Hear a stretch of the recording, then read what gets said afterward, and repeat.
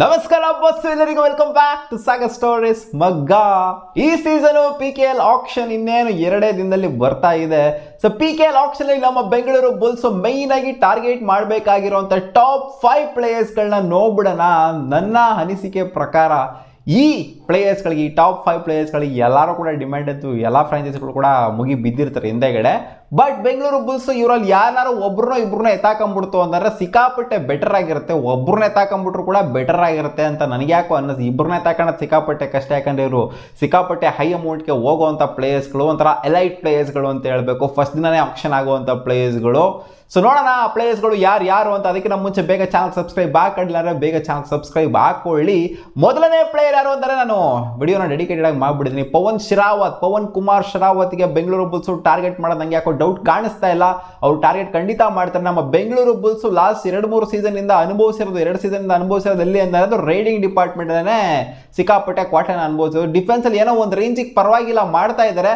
But ಅವರು riding department ಅಲ್ಲಿ ಯಾರು ಕೂಡ ಒಂಥರ ಚೆನ್ನಾಗಿ ಇಂಪ್ಯಾಕ್ಟ್ ಮಾಡ್ತಾ ಇದ್ದಾರೆ. ಲಾಸ್ಟ್ ಸೀಸನ್ ಬರತ್ತೋ ಇಂಪ್ಯಾಕ್ಟ್ ಮಾಡಿರೋ ಸ್ವಲ್ಪ, ಬಟ್ ಲಾಸ್ಟ್ ಸೀಸನ್ ಅಂತೂ ಯಾವ ಒಬ್ಬ ರೈಡರ್ ಕೂಡ ಇಂಪ್ಯಾಕ್ಟ್ ಮಾಡ್ತಾರೆ ಅಂತ ನಮ್ಗೆ ಅನ್ನಿಸ್ತಿಲ್ಲ. ಸುಶೀಲ್ನ ಬಿಡ್ತು ಅಂದ್ರೆ ಯಾರು ಕೂಡ ಸಪೋರ್ಟಿವ್ ಏನು ಬದನೆಕಾಯಿ ಕಾಣಿಸ್ತಿಲ್ಲ.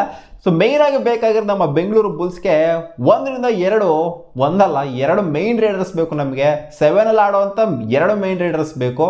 ಪಕ್ಕ ಇರುತ್ತೆ, ಶಾರ್ಟ್ ಆಗಿ ಯಾವಾಗಲೂ 7 ಇರೋವಂಥ ರೈಡರ್ಸ್ಗಳು ಬೇಕು. ಇಲ್ಲಾಗರು ಹೋದ್ರೆ ಹಂಗೆ ಪಾಯಿಂಟ್ಸ್ಗಳು ಟಕಾನೆ ಎಣಿಸ್ಕೊಬೋತಾರೆ ಅಂತ ಅನ್ಸೋವಂಥ ಪ್ಲೇಯರ್ಗಳೇ ಬೇಕು ನಮಗೆ. ಸೊ ಪವನ್ ಶರಾವತ್ ಯಾಕೋ ನಮಗೆ ಅನ್ನಿಸ್ತಾ ಇದ್ದಾರೆ, ಗೊತ್ತಿಲ್ಲ ಈ ಸೀಸನ್ ಅದು ಹೆಂಗೆ ಆಡ್ತಾರೆ ಅಂತ. ಬಟ್ ಅವರ ವ್ಯಾಲ್ಯೂ ಏನಿದೆ ಸ್ವಲ್ಪ ಮಟ್ಟಿಗೆ ಕಡಿಮೆ ಆಗಿದೆ. ನೋಡೋಣ ಹಿಂಗೆ ಆಡ್ತಾರೆ ಅಂತ. ಅದು ನಮ್ಮ ಬೆಂಗಳೂರು ಬುಲ್ಸ್ಗೆ ಬಂತು ಅಂದರೆ ಅವ್ರಿಗೆ ಹಳೆ ಎನರ್ಜಿ ಏನಿದೆ ಅದು ಬೂಸ್ಟಪ್ ಆಗ್ಬಿಟ್ಟು ಮತ್ತೆ ಹಂಗೆ ಆಡ್ತಾರೆ ಅಂತ ಅನ್ಕೊಂಡಿದ್ದೀನಿ. ಸೊ ಫಸ್ಟ್ ಪ್ಲೇಯರ್ ಬಂದ್ಬಿಟ್ಟು ಪವನ್ ಕುಮಾರ್ ಶರಾವತ್. ಸೆಕೆಂಡ್ ಪ್ಲೇಯರ್ ಬಂದ್ಬಿಟ್ಟು ಮಣಿಂದರ್ ಸಿಂಗು. ಸೊ ಇವರು ಆಪ್ಷನ್ ಲಾಸ್ಟ್ ಟೈಮ್ ಸಿಕ್ಕಾಪಟ್ಟೆ ಯೂಸ್ ಅಮೌಂಟ್ಗೆ ಹೋಗಿದ್ರು. ಬೆಂಗಾಲ್ ಬಿಟ್ಬಿಟ್ಟು ತಗೊಂಡ್ರು, ಈ ಸಲ ಕೂಡ ಬಿಟ್ಟಿದ್ದಾರೆ, ಮತ್ತೆ ತಗೊಳ್ಳೋಂಥ ಚಾನ್ಸಸ್ ಕೂಡ ಇದೆ. ಸೊ ಇವರು ನನ್ನ ಪ್ರಕಾರ ಇಂಪ್ಯಾಕ್ಟ್ ಚೆನ್ನಾಗಿ ಮಾಡ್ತಾರೆ. ಎದುರಿಸುವಂಥ ಪ್ಲೇಯರ್, ಎದುರಿಸುವಂಥ ಪ್ಲೇಯರ್ ಇದ್ದಾರೆ ಅಂತ ಅದು Maninder Singh. One of the main ಎದುರಿಸುವಂಥ ಪ್ಲೇಯರ್ ಅಂತ ಹೇಳಬೇಕು. ಯಾರು ನನ್ನ ಪ್ರಕಾರ ಈ PKL ಇದರಲ್ಲಿ ಇವಾಗ ನಡೀತಾ ಇರೋಂಥದ್ರಲ್ಲಿ ಯಾರು ಎದುರ್ಕೊಳ್ಳೋದಿಲ್ಲ ಗೊತ್ತಿಲ್ಲ. ಬಟ್ ಮಣಿಂದರ್ ರೈಡಿಂಗ್ ಹೋದ್ರು ಅಂತಂದ್ರೆ ಅವ್ರ ಕಾಲುಗಳನ್ನ ನೋಡ್ಬಿಟ್ಟೆ ಎಲ್ಲರೂ ಎದುರ್ಕೊಂತ ಇರ್ತಾರೆ ಡಿಫೆಂಡರ್ಸು.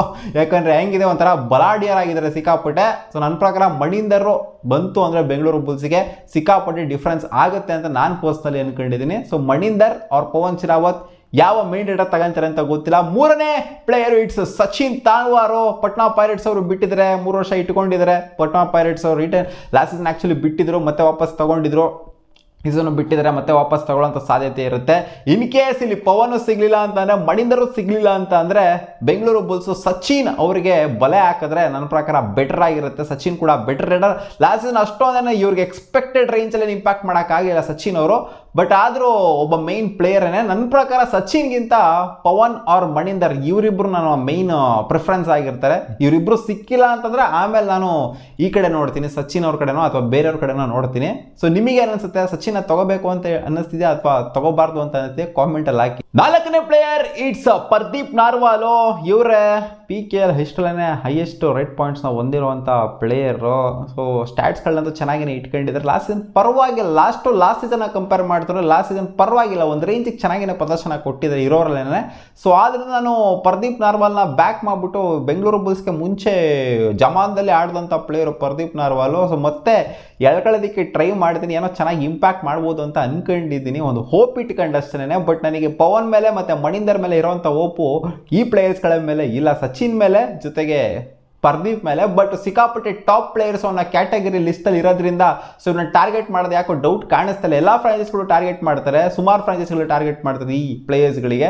ಸೊ ಅದನ್ನ ಬೆಂಗಳೂರು ಬುಲ್ಸ್ ಕೂಡ ಟಾರ್ಗೆಟ್ ಮಾಡಬಹುದು ಅಂತ ಅನ್ಕೊಂಡಿದ್ದೀನಿ. ಯಾಕಂದ್ರೆ ಒಬ್ಬ ಮೈನ್ ರೈಡರ್ ಅಂತೂ ಬೇಕೇ ಬೇಕು, ಪುಡಾಂಗ್ ರೈಡರ್ ಒಬ್ಬ ಬೇಕೇ ಬೇಕು, ಸಪೋರ್ಟಿವ್ ರೈಡರ್ ಆಗಿ ಇಬ್ರು ಬೇಕೇ ಬೇಕು. ಸೊ ಸಪೋರ್ಟಿವ್ ರೈಡರ್ ಯಾರು ತಗೊಂತಾರೆ ಗೊತ್ತಿಲ್ಲ, ಬಟ್ ಒಬ್ಬ ಪುಡಾಂಗ್ ರೈಡರ್ ಅಂತೂ ಬೇಕೇ ಬೇಕು ನಮ್ಮ ಬೆಂಗಳೂರು ಬುಲ್ಸ್ಗೆ. ಇವ್ರು ಬಂದ್ರು ಅಂತಂದ್ರೆ ಏನೋ ಒಂದು ಡಿಫ್ರೆನ್ಸ್ ಮಾಡ್ತಾರೆ ಗುರು ಅಂತ ಅನ್ನಿಸ್ಬೇಕು. ಯಾಕಂದ್ರೆ ಲಾಸ್ಟ್ ಸೀಸನ್ ನಮಗೆ ಯಾರು ಕೂಡ ಅಂತ ಇರಲಿಲ್ಲ ಒಬ್ಬ ಪುಡಾಂಗ್ ರೈಡರ್ ಅಂತ. ಸೊ ಈ ಸೀಸನ್ನು ನನ್ನ ಪ್ರಕಾರ ಇಷ್ಟರಲ್ಲಿ ಯಾರು ಒಬ್ರನ್ನ ಆಯ್ಕೆ ಮಾಡ್ಕೊಂತು ಅಂದರೆ ಬೆಟರ್ ಆಗಿರುತ್ತೆ ಅಂತ ಅನ್ಕೊಂಡಿದ್ದೀನಿ. ನೆಕ್ಸ್ಟ್ ಪ್ಲೇಯರ್ ಬಂದ್ಬಿಟ್ಟು ನನ್ನ ಪ್ರಕಾರ ಗುಮಾನ್ ಸಿಂಗು. 5ನೇ ಪ್ಲೇಯರ್ ಆಗಿ ಗುಮಾನ್ ಸಿಂಗ್ನ ತಗಂತು ಅಂತಂದರೆ ಬೆಟರ್ ಆಗಿರುತ್ತೆ. ಇನ್ ಕೇಸ್ ಏನಾದ್ರು ಈ 4 ಜನ ಸಿಗಲಿಲ್ಲ ಅಂತಂದರೆ ಗುಮಾನ್ ಸಿಂಗಿಗೆ ಗಾಳ ಆಗ್ತು ಅಂತಂದರೆ ಬೆಂಗಳೂರು ಬುಲ್ಸು ಚೆನ್ನಾಗಿರುತ್ತೆ. ಆಮೇಲೆ ರೋಹಿತ್ ಗೂಲಿಯಾಗೂ ಕೂಡ ಟಾರ್ಗೆಟ್ ಮಾಡ್ಬೋದು. ಸೊ ಇದು ಒಂದು ಆಪ್ಷನ್ ಆಗಿರುತ್ತೆ ನನ್ನ ಪ್ರಕಾರ. ಪವನ್, ಗುಮಾನ್, ಸಚಿನ್, ಮಣಿಂದರ್ ಆ್ಯಂಡ್ ಪರ್ದೀಪ್ ನಾರ್ವಾಲ್ ಇದು ನನ್ನ ನೋಡೋಣ ಟಾಪ್ 5 ಪಿಕ್ಸು ರೇಡಿಂಗ್ ಡಿಪಾರ್ಟ್ಮೆಂಟಲ್ಲಿ. ಸೊ ಇವರಲ್ಲಿ ಯಾರಾದರೂ ಒಬ್ಬರು ಬಂತು ಅಂದರೆ ಪರವಾಗಿಲ್ಲ ಬೆಟ್ರಾಗಿ ಕಾಣಿಸ್ಬೋದು ಅಂತ ಅನ್ಕೊಂಡಿದ್ದೀನಿ. ಒಬ್ಬರು ಅಷ್ಟೇ ತಗೊಳಕ್ಕಾಗೋದು, ಇಬ್ಬಿಬ್ರನ್ನ ತಗೊಂಡ್ರೆ ಸಿಕ್ಕಾಪಟ್ಟೆ ಡೌಟ್. ಇಬ್ಬರನ್ನ ತಗೊಂಡ್ಬಿಡ್ತು ಅಂತಂದರೆ ಅದು ಸಿಕ್ಕಾಪಟ್ಟೆ ಲಕ್ಸುರಿ ಆಗೋಗ್ಬಿಡುತ್ತೆ. ಸೊ 3 ಕೋಟಿ ಇರೋದ್ರಿಂದ ನಮ್ಮ ಬೆಂಗಳೂರು ಬುಲ್ಸ್ ಹತ್ರ ಅಷ್ಟೊಂದು ತಾಕತ್ತಿಲ್ಲ ಅಂತ ಕಾಣಿಸುತ್ತೆ. ಇಬ್ಬಿಬ್ರನ್ನ ಈ 5 ಜನದಲ್ಲಿ ಇಬ್ಬರನ್ನ ತಗೊಳ್ಳೋಂಥ ತಾಕತ್ತಿಲ್ಲ ಅಂತ ಕಾಣಿಸುತ್ತೆ. ಸೊ ನೋಡೋಣ, ಆಕ್ಷನ್ ಡೈನಾಮಿಕ್ಸ್ ಏನೂ ಮಾಡೋಕ್ಕಾಗಲ್ಲ, ಅರ್ಥ ಮಾಡ್ಕೊಳ್ಳೋದಕ್ಕೆ ಆಗಲ್ಲ. ಆಕ್ಷನ್ ಡೈನಾಮಿಕ್ಸ್ನ ಯಾರು ಯಾವ ಪ್ರೈಸ್ಗೆ ಹೋಗ್ತಾರೆ ಅಂತಲೇ ಹೇಳೋದಕ್ಕಾಗೋದಿಲ್ಲ. ನೋಡೋಣ ನಿಮ್ಮ ಅನಿಸಿಕೆ ಏನು, ಈ 5 ಜನದಲ್ಲಿ ಯಾರು ಬೆಂಗಳೂರು ಬುಲ್ಸ್ಗೆ ಬರಬೇಕು ಅಂತ ಹೇಳ್ತೀರಾ? ಕಾಮೆಂಟ್ ಸೆಕ್ಷನ್ ಕಾಮೆಂಟ್ ಮಾಡಿ ತಿಳಿಸಿ. ಒಬ್ಬ